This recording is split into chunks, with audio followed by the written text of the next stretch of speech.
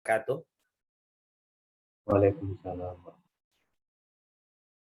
Alhamdulillah wassalatu wassalamu ala Rasulillah wa ala alihi wa man walah. Rabbi shrah li sadri wa yassir li amri wahlul 'uqdatam bil lisan yafqahu qawli. Subhanaka la ilma lana illa ma 'allamtana innaka antal alimul hakim. Amma ba'd. Segala puja dan puji kehadirat Allah. Salawat serta salam kepada junjungan kita Nabi Muhammad sallallahu alaihi wasallam, para keluarga, sahabat, tabi'in, serta seluruh umat yang selalu beristiqomah mengikuti sunnah-sunnahnya hingga yaumul kiamah. Alhamdulillah, pada pagi hari ini kembali kita dapat bersilaturahim untuk bersama-sama meningkatkan iman dan takwa kita kepada Allah Subhanahu wa taala dengan mempelajari dan membahas syariat Rasul sallallahu alaihi wasallam. Semoga apa yang kita lakukan ini menjadi salah satu doa untuk kita semuanya agar kita selalu diberikan sehat wal afiah, diberikan taufik hidayah dan istiqamah di dalam jalan junjungan kita Nabi Muhammad sallallahu alaihi wasallam. Amin ya rabbal alamin. Pada kesempatan pagi hari ini kita akan membahas tentang tarhib Ramadan. Tarhib artinya menyambut bulan Ramadan. Tentunya kenapa mesti kita sambut bulan ini? Karena memang bulan ini atau bulan Ramadan ini merupakan bulan yang luar biasa. Bulan yang berbeda dengan bulan-bulan lain. Bulan yang namanya diabadikan di dalam Al-Quran. Dan begitu banyak disebut oleh Nabi kita Nabi Muhammad sallallahu alaihi wasallam. Dan bulan ini merupakan bulan yang termulia yang telah Allah ciptakan di antara 12 bulan. Dan Rasul sallallahu alaihi wasallam pun menyambut dengan gembira bulan ini. Oleh karena itu, kita di pagi hari ini pun ingin mengikuti apa yang dilakukan oleh Rasul sallallahu alaihi wasallam dengan menyambut bulan Ramadan. Oleh karena itu, di pagi hari ini kita berikan materi judul kita di pembahasan dengan tarhib Ramadan. Tarhib artinya menyambut. Ini tarhib ini memotivasi, mendorong untuk kita bergembira, untuk kita menyambut bulan Ramadan. Insya Allah salah satu keimanan seseorang itu, kata para ulama, gembira ketika memasuki waktu-waktu mulia, ketika berada di tempat-tempat mulia.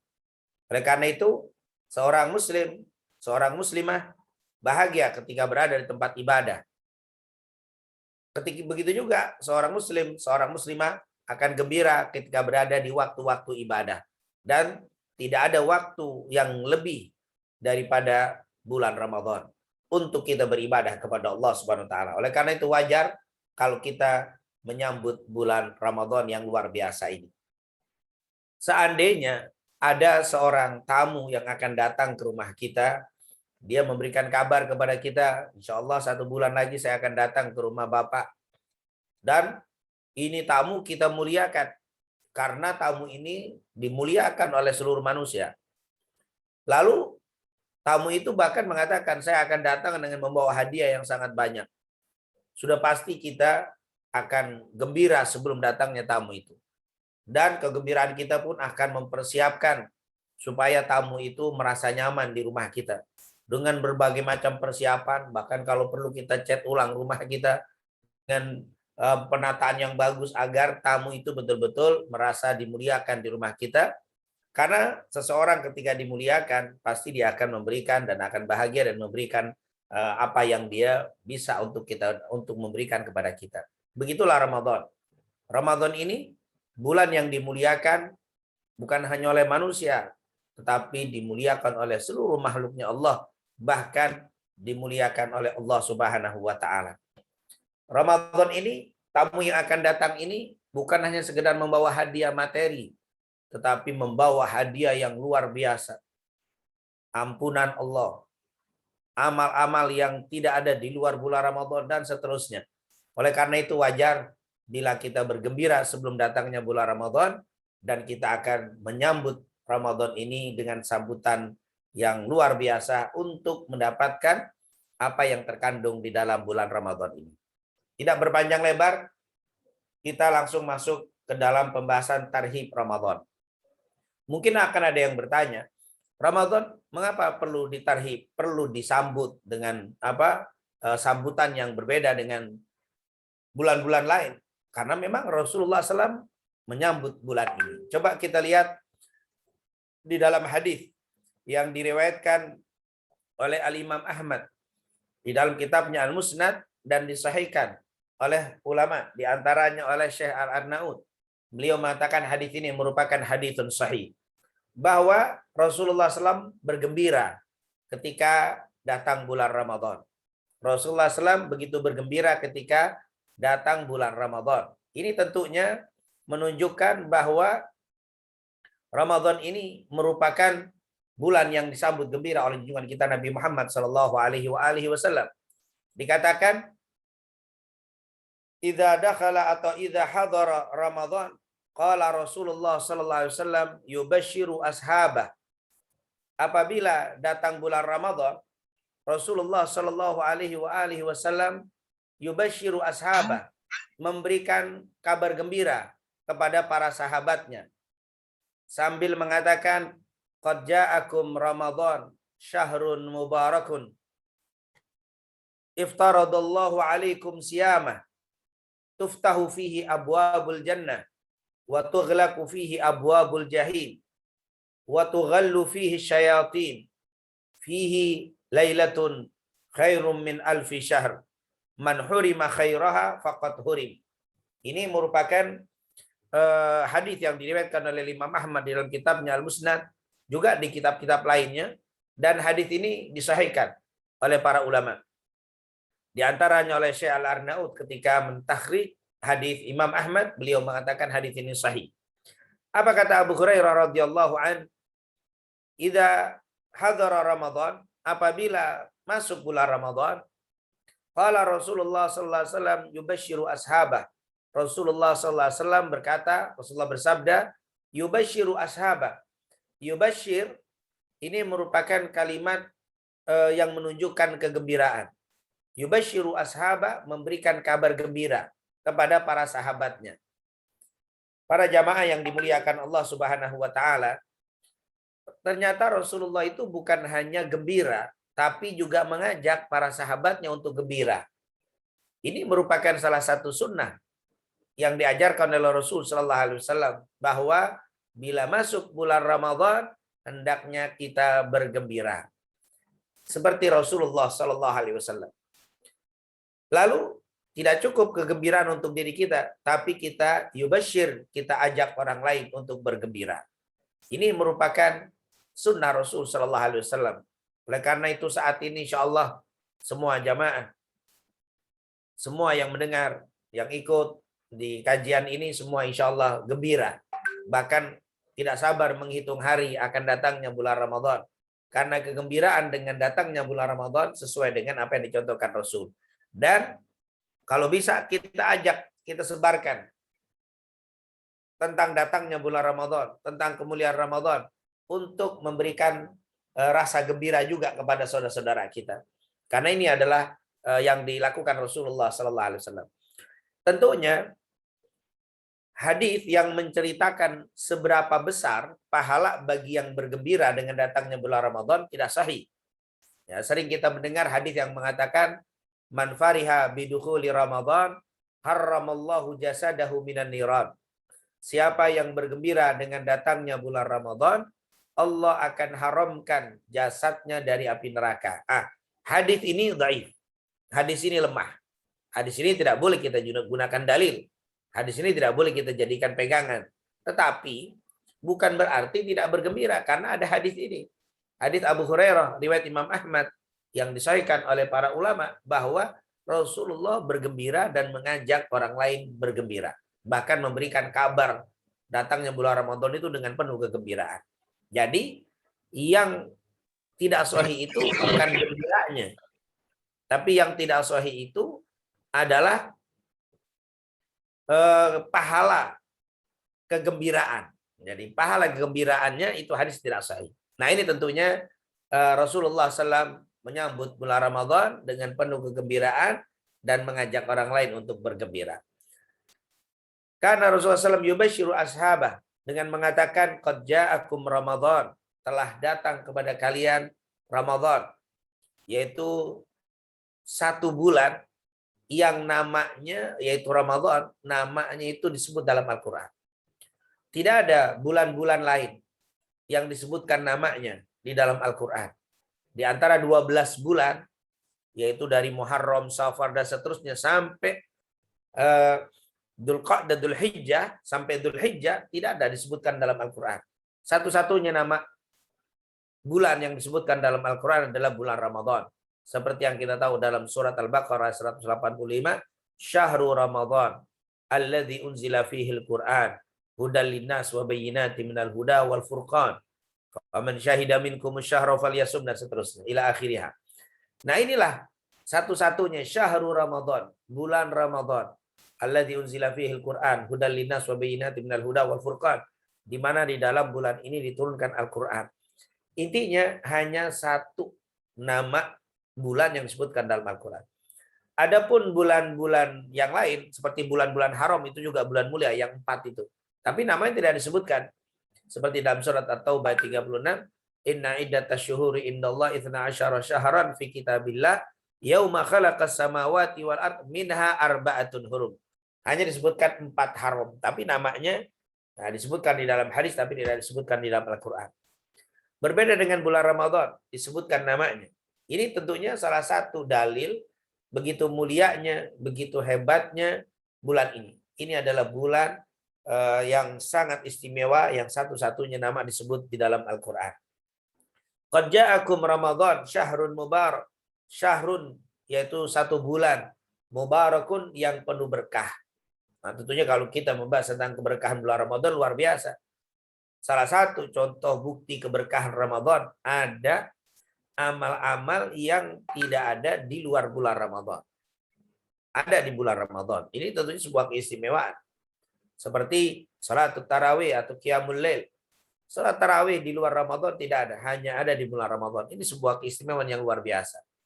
Apalagi di malam Ramadan disebutkan di sini keberkahan-keberkahan bulan Ramadan. Apa kata Rasulullah SAW? Yang pertama keberkahan bulan Ramadan itu, nah ini di sini satu pelajaran untuk kita, Bapak Ibu yang dimuliakan Allah. Kita itu gembira menyambut bulan Ramadan bukan karena hal-hal yang bersifat duniawi, tapi kita gembira dengan bulan Ramadan itu karena bulan Ramadan penuh berkah. Jadi kegembiraan kita ketika menyambut datang bulan Ramadan karena keberkahan bulan Ramadan itu. Bukan karena materi atau mungkin karena kita berarti libur, dikit lagi berarti kita bisa mudik, bisa ini hal-hal yang sifat seperti ini bukan. Kegembiraan yang ingin Rasulullah contohkan kepada kita adalah gembira. Kenapa? Ja'akum Ramadan syahrun mubarak. Kita gembira karena Ramadan adalah bulan berkah. Ramadan ini bulan berkah, itulah yang membuat kita gembira. Apa sih keberkahan bulan Ramadan itu sendiri? Apa keberkahannya? Di dalam hadis ini disebutkan yang pertama, iftaradallahu alaikum siyamah. Yang pertama, Allah wajibkan kepada kalian berpuasa. Ini merupakan keberkahan yang pertama. Karena memang ketika kita disuruh berpuasa oleh Allah, diwajibkan berpuasa di bulan Ramadan ini, bukan Allah ingin menyulitkan kita, bukan Allah ingin menyiksa kita, membuat lapar dan haus, membuat lemah, tidak. Justru kebaikannya luar biasa. Sebagaimana dalam surat Al-Baqarah ayat 183, ya ayyuhalladzina amanu kutiba alaikumusiyam kama kutiba alal ladzina min qablikum la'allakum tattaqun. Itu yang terakhirnya, agar kalian menjadi orang yang bertakwa. Subhanallah. Jadi tujuan utama, inti hakikat daripada berpuasa itu adalah la'allakum tattaqun, agar kalian menjadi orang yang bertakwa. Ini luar biasa. Jadi ternyata kita gembira dengan bulan Ramadan karena bulan berkah. Apa sih keberkahan bulan Ramadan? Bulan Ramadan membentuk ketakwaan. Ramadan membentuk ketakwaan. Ini merupakan keberkahan bulan Ramadan yang pertama di hadis ini. Tentunya kalau kita mengambil hadis yang lain nanti ada keberkahan-keberkahan lainnya. Ini hanya kita memegang hadis riwayat Imam Ahmad dari Abu Hurairah. Yang kedua, keberkahan bulan Ramadan tuftahu fihi abwabul jannah wa tughlaq abwabul jahim wa yughallu aw wa sulsilati syayatin. Yaitu yang kedua adalah dibukanya tuftah fihi abwabul jannah. Dibuka pintu-pintu surga. Wa tughlaq dan ditutup pintu-pintu neraka. Wa tughallu dan diikat yaitu asyayatin para syaitan. Ini keberkahan yang kedua. Ternyata di bulan Ramadan ini, bulan yang penuh berkah ini, apa keberkahannya? Ditutupnya pintu neraka, diikatnya syaitan, di sisi lain dibuka pintu surga. Subhanallah. Ini merupakan sebuah keberkahan yang luar biasa yang tidak ada di luar bulan Ramadan. Di luar bulan Ramadan syaitan bebas. Setan menggoda kita sebebas-bebasnya. Dari kita tidur, di dalam tidur kita tetap mereka menggoda, yaitu dengan didatangkan mimpi-mimpi yang buruk. Kata Rasulullah, siapa yang bermimpi buruk sedang dipermainkan syaitan. Dari tidurnya bangun, tidak ada waktu yang terlepas kecuali mereka bebas menggoda kita sebebas-bebasnya. Kecuali di bulan Ramadan. Di bulan Ramadan mereka ditutup oleh Allah. Di bulan Ramadan mereka tidak bisa bergerak. Di bulan Ramadan mereka tidak bebas. Bahkan mereka diikat untuk tidak bisa menggoda kita. Kemudian ditutup pintu nerakanya Allah dan dibuka pintu-pintu surga. Mungkin di antara kita ada yang bertanya, apa sih fungsinya dibuka pintu surga, ditutup pintu neraka? Toh kita juga nggak masuk surga saat ini. Atau mungkin saudara kita, keluarga kita yang telah meninggal dunia, itu sekarang nggak masuk surga. Mereka masih ada berada di kubur-kubur mereka. Tapi kita doakan selalu, semoga saudara-saudara kita yang telah meninggal dunia, kuburnya dijadikan taman-taman surganya Allah, diluaskan dengan rahmat dan ampunan Allah. Tapi mereka tetap belum masuk surga. Surga itu nanti dibuka setelah yaumul qiyamah, setelah hari kiamat. Lalu kita dikumpulkan di padang mahsyar, lalu kita lewat hisab, mizan, siratal mustaqim. Baru itu pun dibuka oleh Nabi lebih dahulu. Setelah dibuka oleh Nabi, masuklah para nabi yang lainnya, baru kita umat Nabi Muhammad, baru umat-umat yang lainnya. Ternyata surga itu nanti, bukan sekarang. Tapi Rasul menceritakan Ramadan dibuka pintu-pintu surga. Apa efek pengaruh dibukanya pintu surga? Maka kata para ulama, dengan dibukanya pintu surga itu akan memberikan kemudahan. Memberikan kemudahan membawa orang untuk beribadah kepada Allah. Ketika dibuka pintu surga, jiwa, hati, gerakan kita itu lebih enteng, lebih mudah, lebih ringan. Untuk apa? Untuk beribadah kepada Allah Subhanahu wa taala. Kenapa? Ya, syaitan diikat, pintu surga dibuka, Hawa yang keluar dari surga itu membawa orang ibadah, membawa orang beramal saleh. Maka inilah keberkahan yang kedua dari bulan Ramadan. Kemudian fihi lailatun khairum min alfi syahr.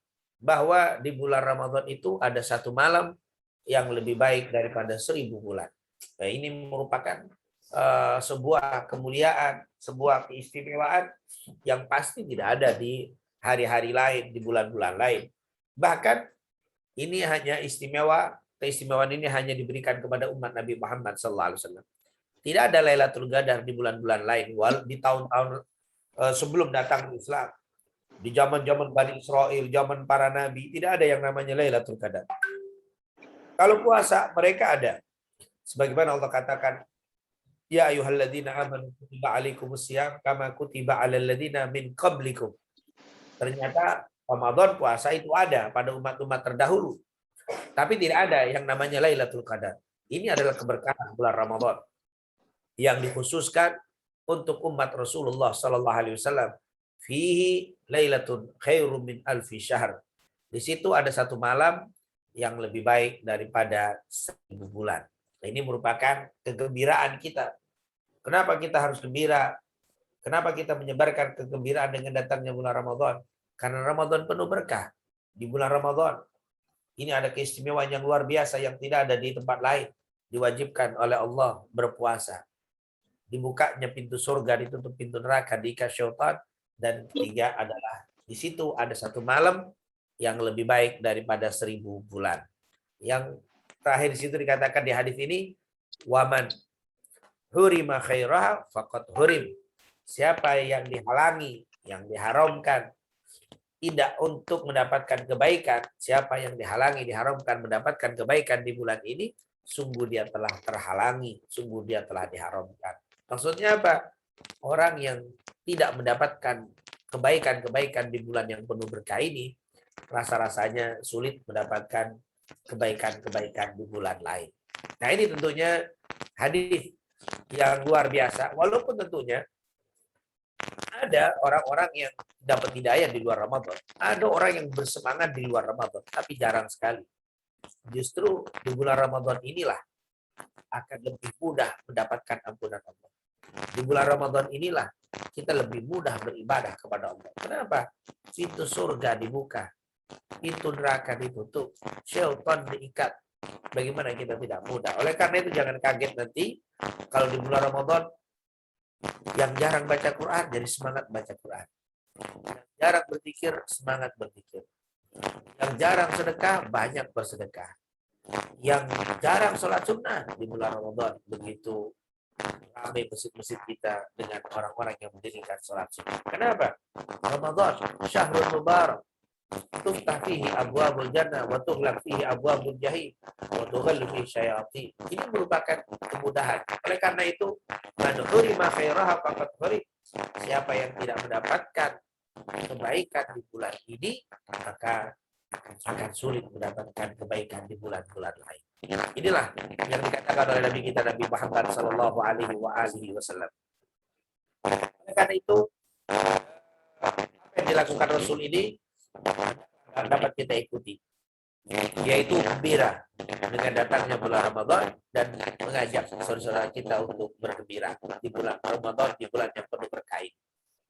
Kemudian apa sih amalan yang harus kita lakukan untuk menyambut Ramadan? Karena rasa-rasanya tidak cukup bagi kita untuk gembira saja. Tidak cukup bagi kita hanya bahagia dengan datangnya bulan Ramadan.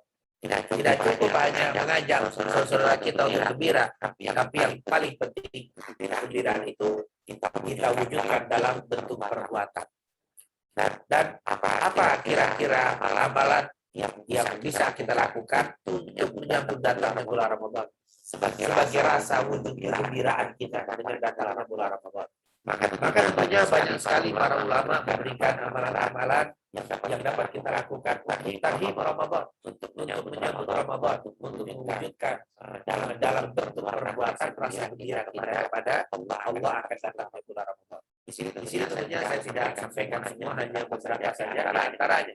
Amalan-amalan yang menyambut Ramadan. Yang pertama, hendaklah banyak berdoa. Banyak berdoa kepada Allah Subhanahu wa taala. Sebagaimana dikatakan oleh Anas bin Malik radhiyallahu anhu, karena Nabi sallallahu alaihi wasallam di Rajab, Rasulullah sallallahu alaihi wasallam dulu kalau masuk ke dalam Rajab dia suka berdoa, Allahumma barik lana Rajab wa Sya'ban wa ballighna Ramadan. Allahumma barik lana fi Rajab, ya Allah berikan keberkahan kepada kami di bulan Rajab wa Sya'ban, dan juga berikan berkah di bulan Sya'ban wa ballighna Ramadan, sampai sampaikan kami ke bulan Ramadan. Jadi walaupun dalam hitungan setengah bulan lagi itu sudah insyaallah Allah masuk ke bulan Ramadan, tapi kita jangan percaya dulu, percaya diri, jangan biar sebelah. Saya sampai Ramadan, saya pasti ketemu Ramadan itu hanya doa. Tetap berdoa. Karena banyak orang-orang yang begitu. Mohon maaf, ya. Suaranya pecah-pecah, Ustaz. Apa internet ya?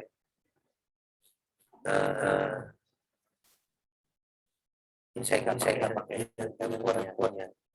Belum jelas ya. Masih semut.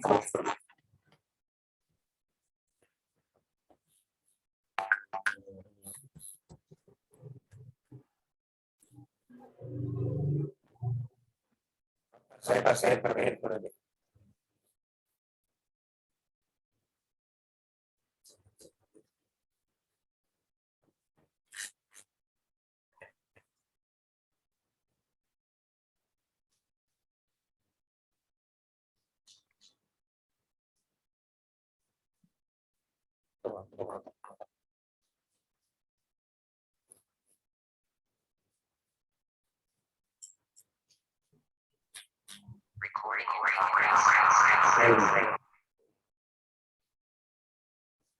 Belum bisa ya. Suaranya bergema gitu, Ustaz, kayak mantul-mantul, Ustaz. Ya apa saya bisa pakai handphone aja. Ya boleh, Ustaz. Ini kan saya kalau pakai laptop saya nggak bisa.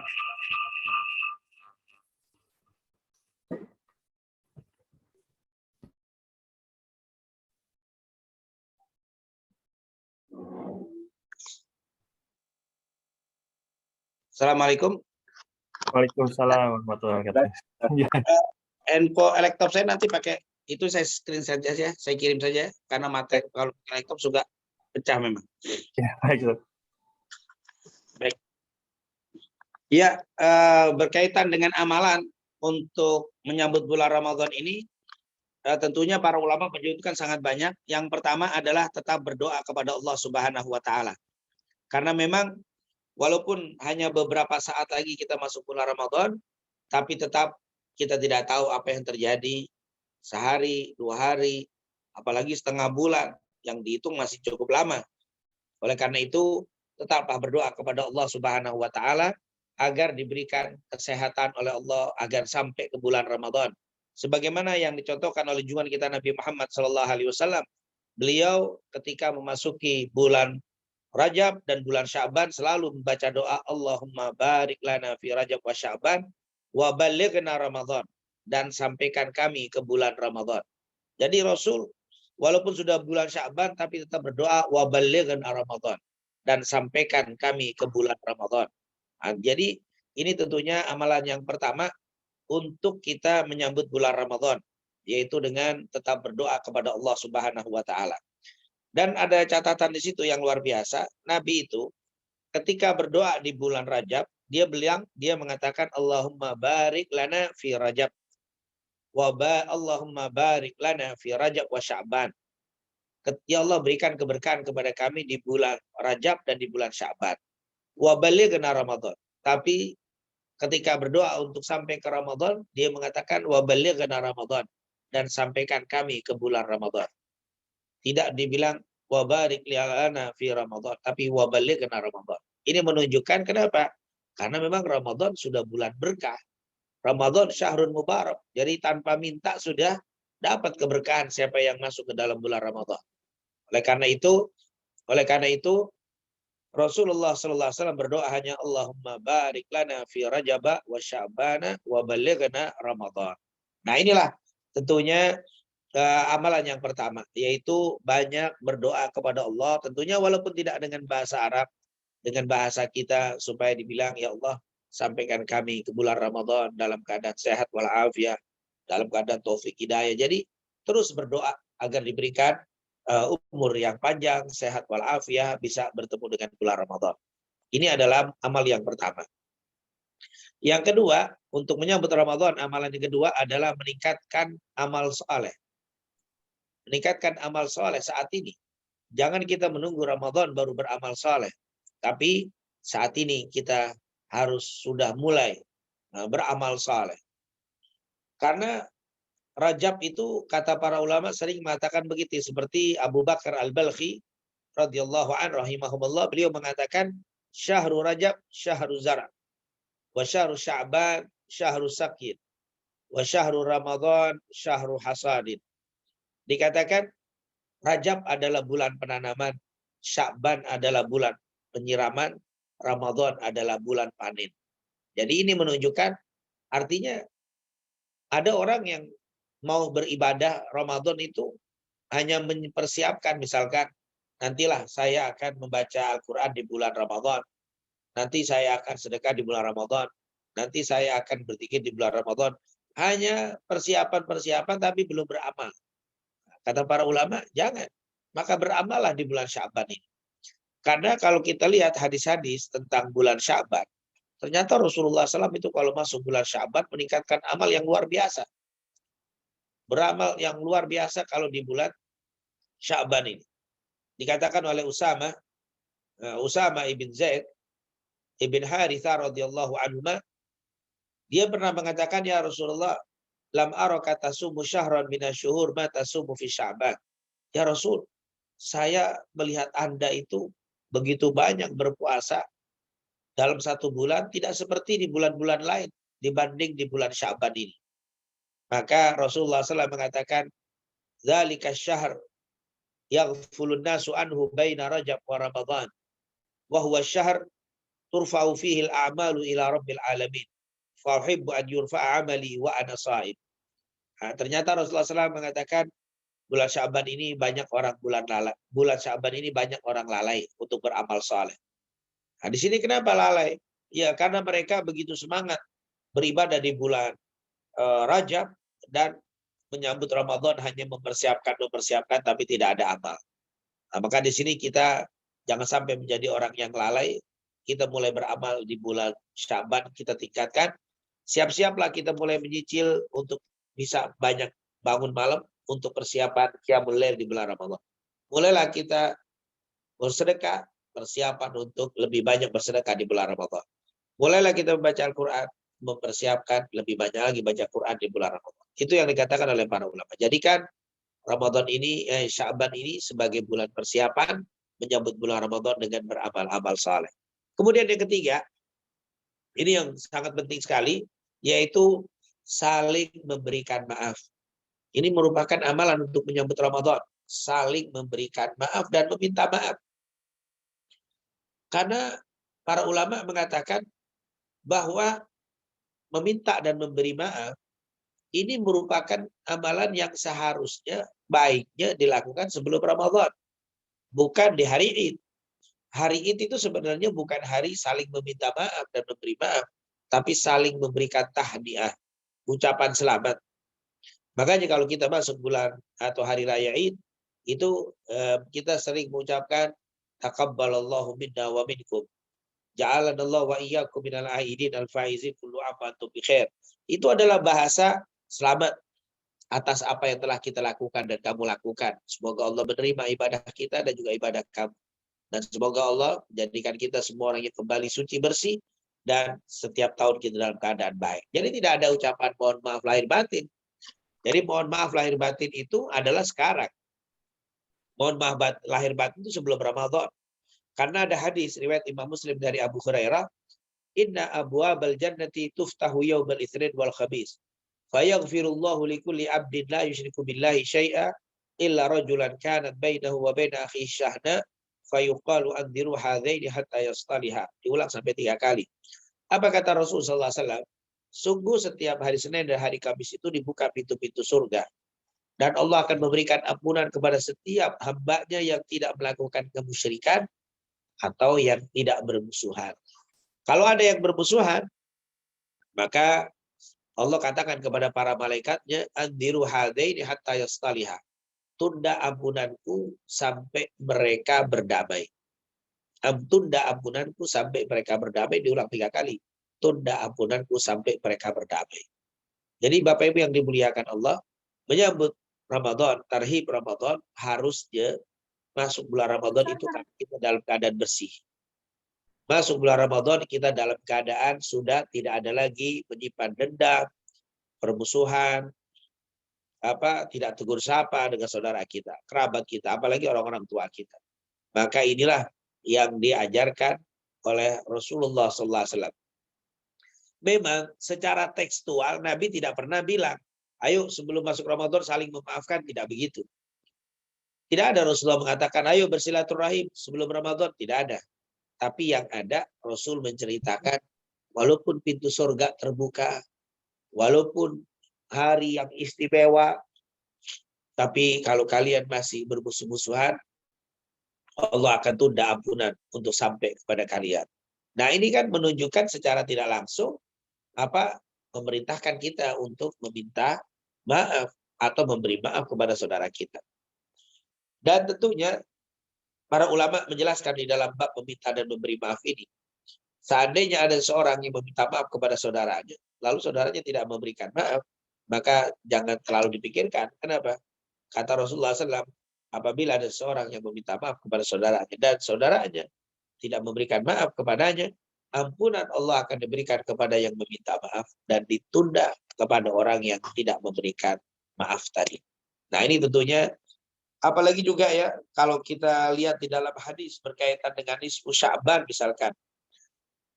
Kalau kita bicara tentang nisfu Sya'ban, banyak hadisnya yang palsu, banyak juga yang dhaif, banyak juga yang hasan, dan juga ada yang sahih.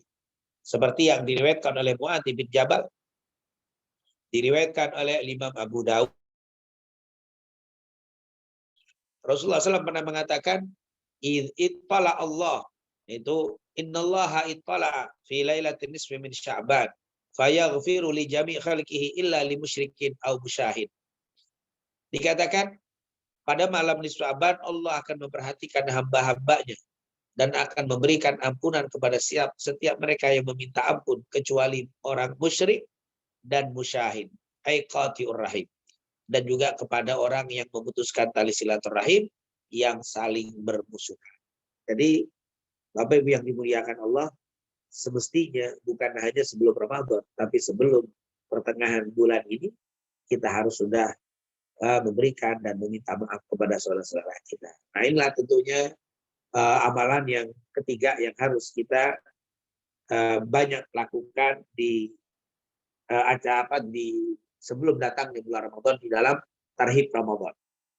Yaitu yang pertama tadi untuk selalu yaitu berdoa kepada Allah Subhanahu wa taala, kemudian juga meningkatkan amal. Yang ketiga adalah dan perceraian PNS karena dari pengalaman yang ada. Pak Ustadz ke mute Ustadz.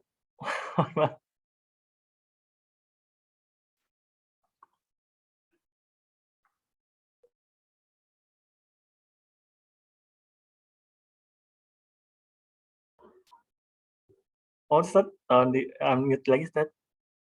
ya terus otomatis ya mute. Enggak, tadi ada kepencet Ustadz. Mohon maaf. Yang ketiga sudah belum tadi? Kedengeran apa putus? Yang kedua aja Ustadz. Oh, yang ketiga belum. Jadi yang pertama yang pertama tadi diperintahkan untuk kita banyak berdoa terus kepada Allah. Yang kedua meningkatkan amal. Kemudian yang ketiga adalah kita menjaga silaturahim. Ini menjaga silaturahim. Nah, tadi kemute nggak ke silaturahim? Belum dibahas silaturahim. Memaafkan, saling memaafkan. Ya, nah, jadi yang ketiga ini adalah amalan memberikan maaf dan meminta maaf. Ini tentunya amalan yang diperintahkan oleh Rasul Shallallahu Alaihi Wasallam sebelum datangnya bulan Ramadan. Hendaklah kita menjaga hubungan silaturahim kita dengan kita. Jangan sampai kita masih menyimpan dendam, masih menyimpan permusuhan apabila memasuki bulan Ramadan. Karena memang ketika memasuki bulan Ramadan kita masih bermusuhan, masih tidak tegur sapa, maka akan ditunda ampunan Allah sampai kepada kita. Oleh karena itu, di dalam hadis yang dikatakan oleh Abu Hurairah dalam Sahih Muslim, inna abwabal jannati tuftahu yaumal itsnin wal khamis fayaghfirullahu likulli 'abdin la yusyriku billahi syai'a illa rajulan kanat bainahu wa baina akhihi syahna fayuqalu anziru hadaini hatta yastaliha anziru hadaini hatta yastaliha anziru hadaini hatta yastaliha. Rasulullah SAW mengatakan, sungguh setiap hari Senin dan hari Kamis dibuka pintu-pintu surga. Dan di hari itu Allah akan memberikan ampunan kepada setiap yang meminta ampun, kecuali orang musyrik dan orang yang memutuskan tali silaturahim. Nah, ini tentunya satu hal yang harus kita perhatikan sebelum datangnya bulan Ramadan. Hendaklah kita menjaga silaturahim.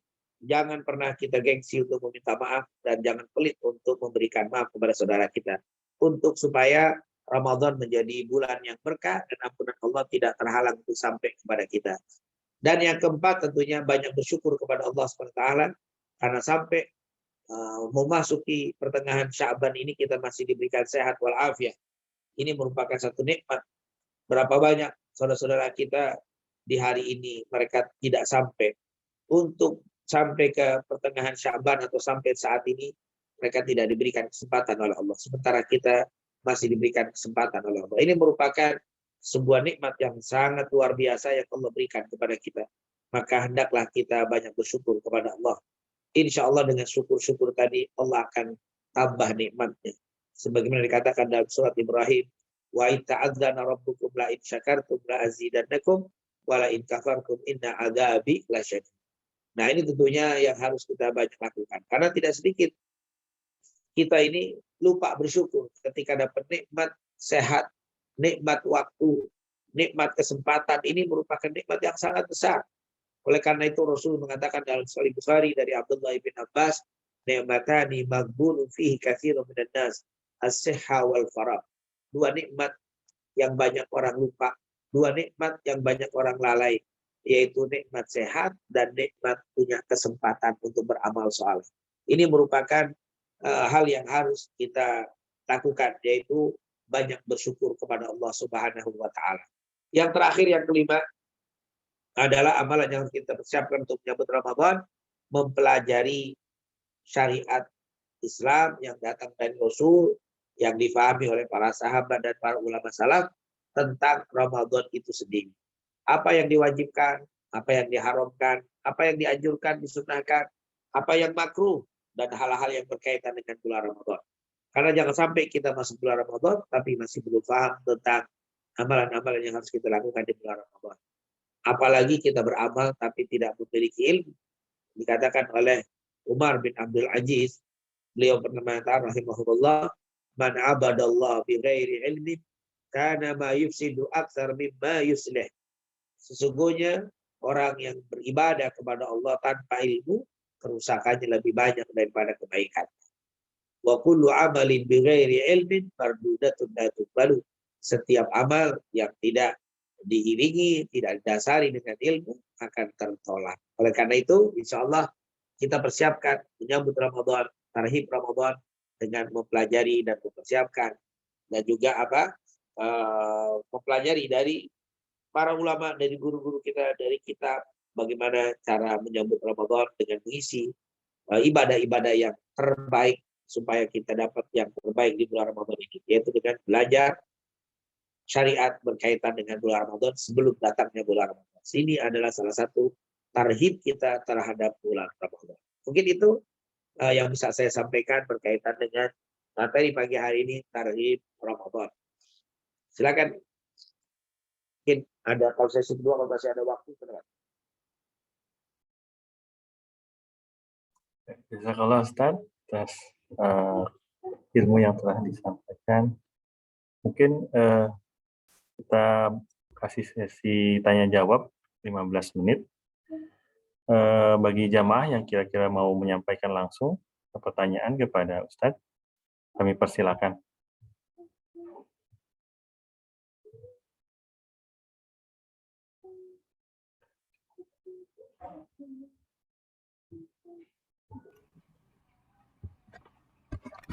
Assalamualaikum. Waalaikumsalam warahmatullahi wabarakatuh. Silakan Pak. Ya, Mas Yudi. Saya Anwar nih. Mau bertanya, Ustadz. Assalamualaikum warahmatullahi wabarakatuh.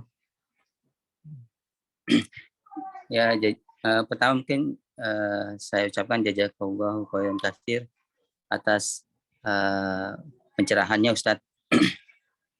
Saya mau bertanya ini, Ustadz, mungkin di amalan bulan Ramadan ya, Ustadz ya, yaitu manakah yang lebih baik, Ustadz ya, antara amalan baca Quran dan amalan sholat malam, Ustadz, pada saat kita insya Allah dikasih kesempatan untuk itikaf gitu, Ustadz, malamnya. Itu aja, Ustadz. Terima kasih. Assalamualaikum warahmatullahi wabarakatuh. Waalaikumsalam warahmatullahi wabarakatuh. Silakan Ustadz, langsung jawab, Ustadz. Ya, pertanyaan jadi kalau kita sedang etikaf ya, afdol mana amalan baca Quran apa qiyamul lail gitu ya? Iya, Ustadz. Nah, ya. Jadi memang di bulan Ramadan ini memang khusus ya berkaitan dengan baca Quran sebagaimana dikatakan di dalam Al-Quran. Allah Subhanahu wa taala berfirman, "Syahrul Ramadan alladzi unzila fihil Quran hudal linnas wa bayyinatin minal huda wal furqan." Ketika berbicara tentang bulan Ramadan adalah bulan diturunkan Al-Quran, para ulama akhirnya mengatakan, oh ternyata dari ayat ini bulan Ramadan itu diperbanyak untuk membaca Al-Quran. Jadi ternyata amalan yang teristimewa adalah di bulan Ramadan adalah baca Al-Quran. Tentunya nanti ada juga yaitu syahrul sadaqah, syahrul doa ada juga. Tapi Al-Quran ini merupakan salah satu amalan yang sangat istimewa. Oleh karena itu kalau dibandingkan dengan Qiyamul Lail, nah Qiyamul Lail di sini tentunya kalau Qiyamul Lail tarawih ini tentunya dengan Qiyamul Lail itu umum ya. Karena Qiyamul Lail itu adalah bangun malam. Jadi bangun malam ini bisa berbentuk sholat, bisa berbentuk dzikir, bisa berbentuk baca Quran, bisa berbentuk sodako.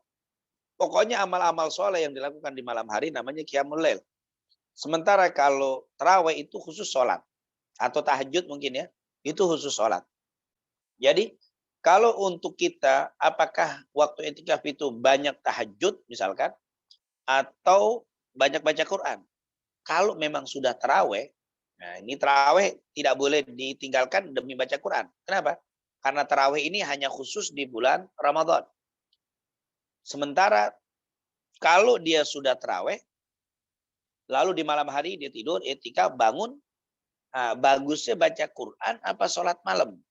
Nah di sini kata para ulama, tentunya yang paling bagus, kalau memang kita hafal banyak atau kita hafal Quran, tentunya dalam keadaan sholat baca Al-Quran. Yaitu di murajaah sehingga kita banyak membaca Quran di dalam sholat. Tapi kalau memang kita tidak hafal, maka apakah sholat tahajud banyakin atau Quran? Kata para ulama di sini banyakkan baca Al-Quran. Banyak Al-Quran.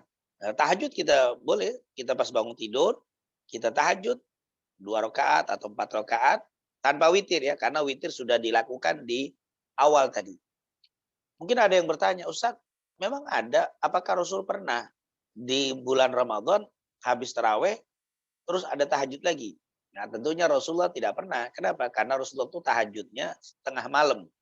Tarawehnya tengah malam. Rasulullah tidak pernah taraweh di awal malam. Gaya kita ini habis sholat isya langsung taraweh. Itu baru ada di zaman Umar bin Khattab radhiyallahu an. Sebelum zaman Umar, zaman Rasul dan zaman Abu Bakar, mereka itu habis sholat isya, mereka pulang, mereka istirahat. Nanti tengah malam, fi jawfil lail, di waktu malam, mereka bangun, lalu mereka sholat sampai menjelang subuh. Jadi tentunya Nabi tidak ada tahajud lagi, karena memang Rasulullah tidur dulu, kemudian sholat taraweh sampai subuh. Sementara kita kan habis isya langsung taraweh. Kemudian ditutup jam 9, jam 10 kita tidur.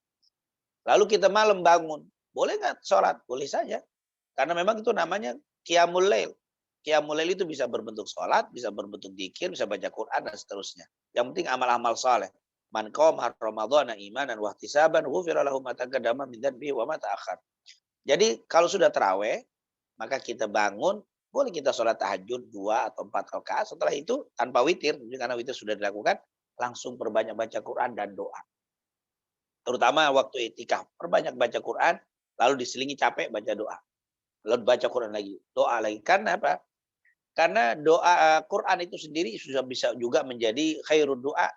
Kata Rasul, Al-Qur'anu huwa khairul doa. Quran itu adalah sebaik-baik doa. Nah, jadi alhamdulillah dengan baca Quran itu merangkap. Dia masuk ke dalamnya, termasuk Qiyamul Lail, menghidupkan malam. Yang kedua, dia masuk ke dalamnya doa. Dan Ramadan merupakan bulan Al-Quran. Istimewa sekali untuk bulan Ramadan. Tapi kalau di luar bulan Ramadan, saya tahajud, maka yang paling bangun malam hari, maka paling bagus adalah perbanyak tahajudnya. Banyak tahajudnya, terus banyakin doa. Besok bisa baca Quran. Di pagi hari atau di siang hari. Malam kalau kita bangun, tahajud lebih banyak. Kalau Ramadan, tentunya Al-Quran lebih banyak. Kalau saya katakan, kalau sudah sholat taraweh. Tapi jangan sampai, apakah taraweh atau qiyam. Karena taraweh itu disebut qiyamul lail juga. Jangan sampai taraweh belum, kemudian baca-baca Quran, ditinggalkan taraweh. Kenapa? Karena taraweh ini istimewa hanya ada di bulan Ramadan. Wallahu a'lam bishawab.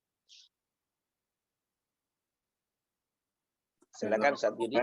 Silakan pada jamaah yang kira-kira mau menanyakan langsung pada Ustadz, masih ada waktu. Assalamualaikum, Ustaz Pak Yudi. Waalaikumsalam warahmatullahi wabarakatuh.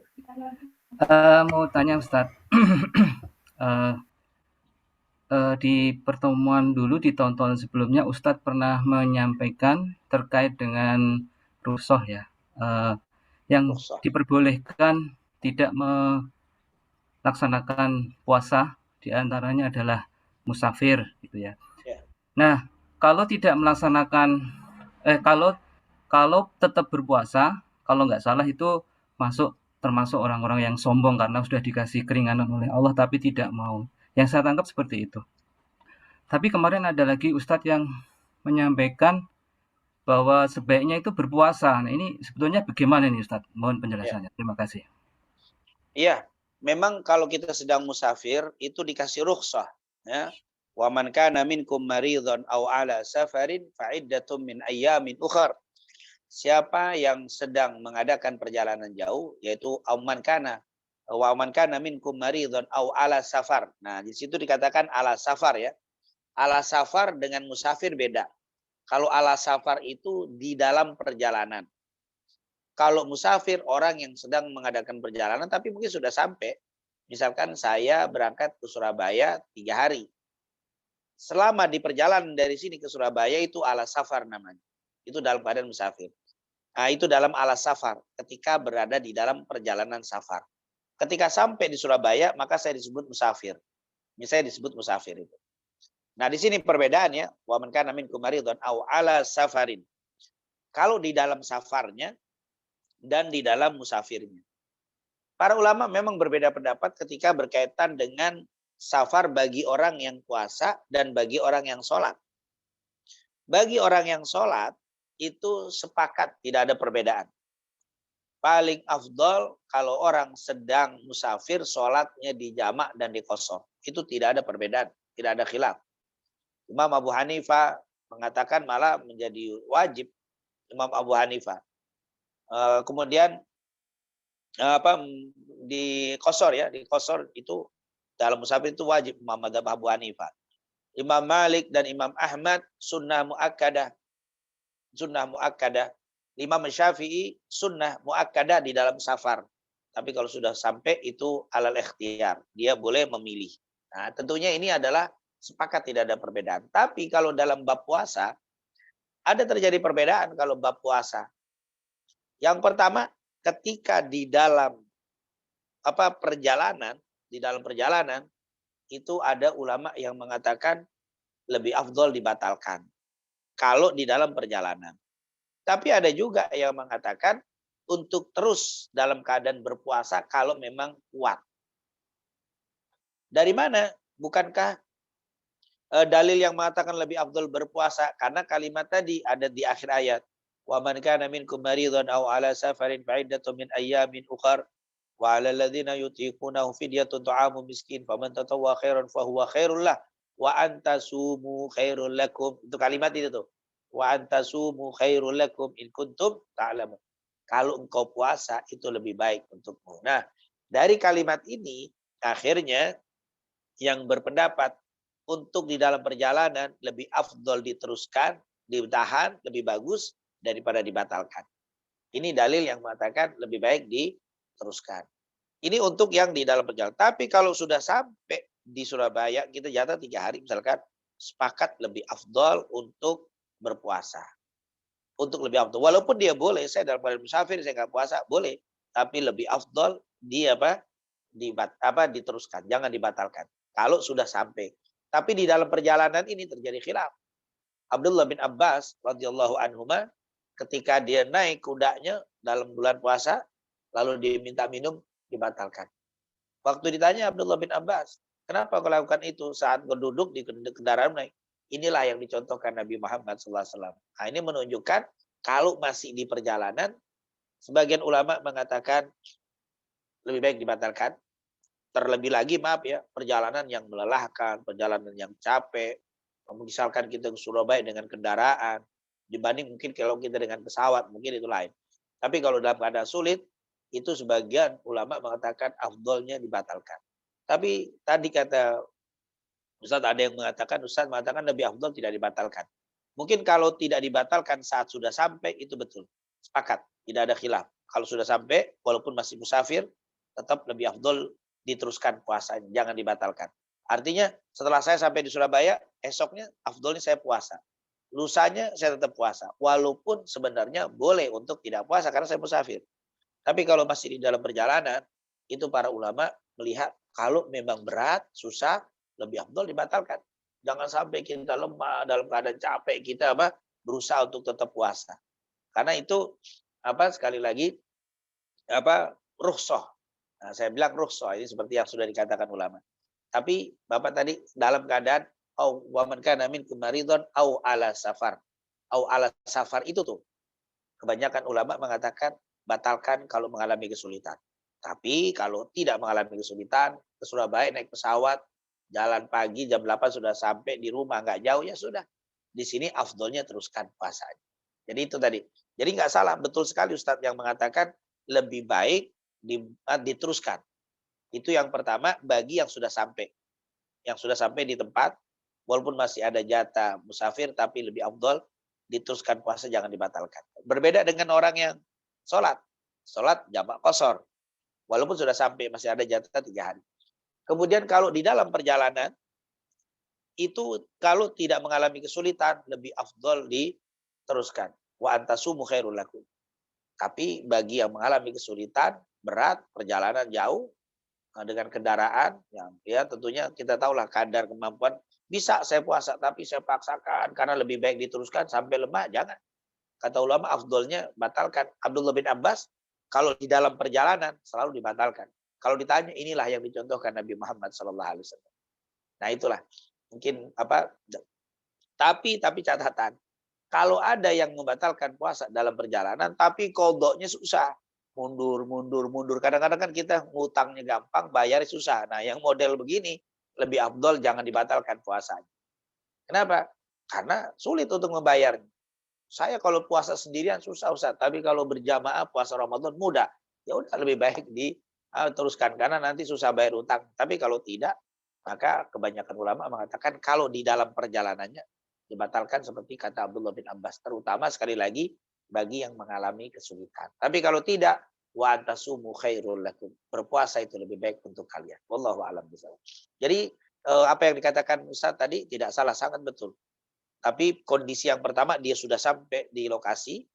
Yang kedua perjalanannya tidak terlalu berat. Artinya ringan untuk kita tetap berpuasa. Itu tentunya lebih afdol berpuasa. Tapi kalau berat, masih dalam perjalanan menempuh perjalanan yang susah, jauh. Sampai maaf ya, orang sedang mudik. Dia nyetir, panas, macet, terus dia berpuasa. Itu tidak.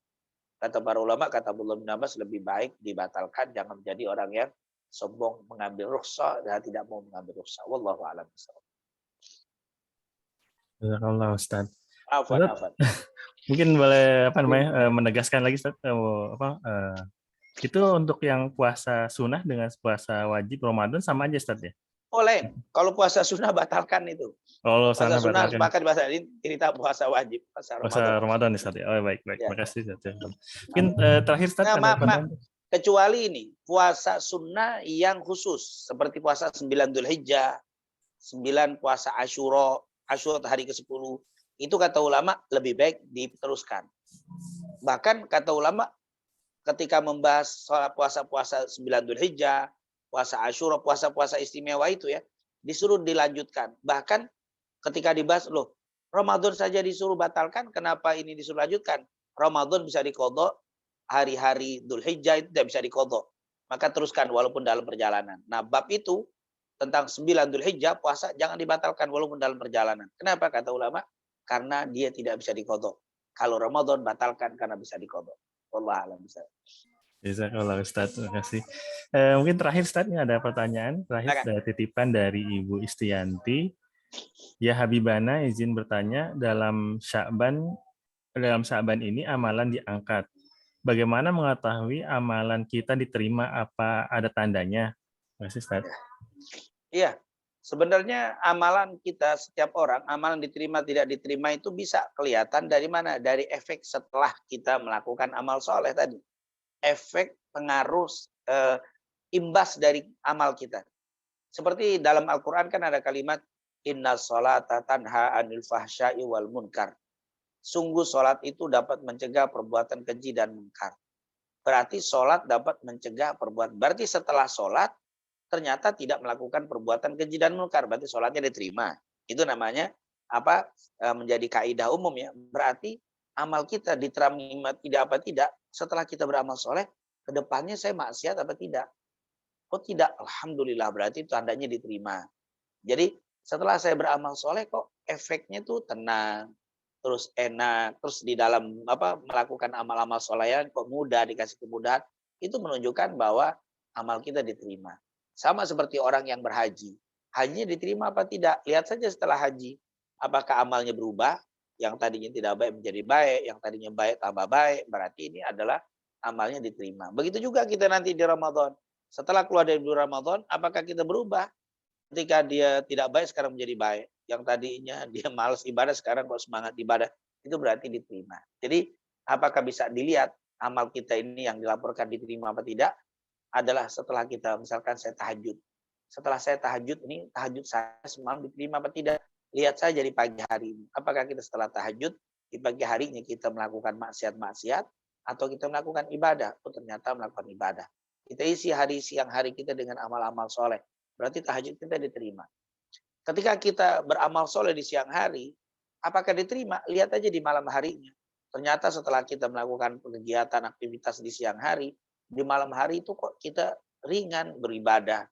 Dikasih kemudahan untuk melakukan amal-amal soleh di malam hari. Berarti pagi harinya itu siang harinya diterima amal kita. Nah ini, jadi amal itu terlihat apa tidak setelahnya. Apa yang dilakukan setelahnya. Wallahu a'lam bishawab. Jazakallah Ustaz. Terima kasih Ustaz atas paparan dan penjelasannya. Mungkin karena waktu juga yang telah habis, Ustaz. Mohon berkenan kepada Ustaz untuk memandu kita untuk berdoa sekaligus menutup acara ini. Silakan Ustaz. Baik, kita mengangkat kedua tangan kita mohon kepada Allah Subhanahu wa taala. Semoga apa yang kita lakukan pada hari ini, pada pagi hari ini mendapatkan keberkahan dan keridhaan dari Allah Subhanahu wa taala, dan semoga dengan syariat yang kita pelajari, yang kita bahas di pagi hari ini, Allah kabulkan hajat-hajat kita, Allah mudahkan segala urusan kita, Allah ampuni segala dosa-dosa dan kekurangan kita, dan semoga Allah Subhanahu wa taala memberikan panjang umur, sehat walafiat, bisa bertemu dengan bulan yang mulia, bulan Ramadan, dan kita bisa beribadah di bulan Ramadan seperti yang dicontohkan oleh Rasulullah, para sahabat dan para ulama salafus saleh. Amin. Amin ya rabbal alamin. Rabbana taqabbal minna innaka antas samiul alim. Wa tub alaina innaka antat tawwabur rahim. Allahumma inna nas'aluka ilman nafi'an wa rizqan thayyiban wa amalan salihan maqbula. Allahumma inna na'udzubika min ilmin la yanfa' wa min qalbin la yakhsha wa min nafsin la tashba' wa min du'ain la yusma' bi rahmatika ya arhamar rahimin. Rabbana atina fid dunya hasanah wa fil akhirati hasanah wa qina adzabannar. Wa sallallahu ala sayyidina Muhammadin wa ala alihi washabihi wasallam. Walhamdulillahi rabbil alamin. Itu saja mungkin yang saya sampaikan. Sekali lagi jazakumullah khair, terima kasih terutama Ustaz Yudi dan yang lainnya. Semoga selalu diberikan sehat walafiat dan mohon maaf. Assalamualaikum warahmatullahi wabarakatuh.